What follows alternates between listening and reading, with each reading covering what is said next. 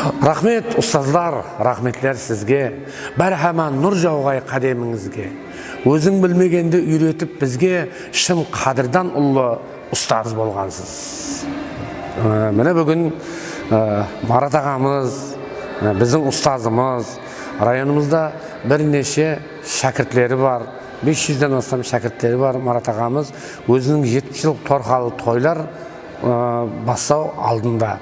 Оған қоса міне дәулетінің қос қуанышы, қос қонағы бір жүрет дейді.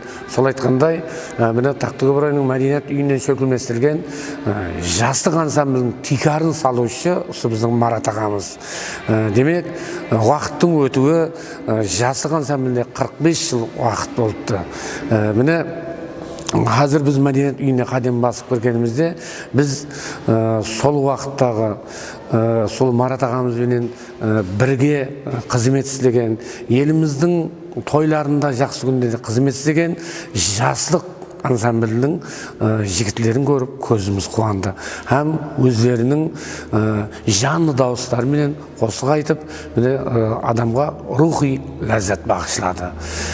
Қуаныштарымыз және де давам етіп жатырды. Ертең Құда қаласа несіп қылса 28 март міне жұма күні дейді.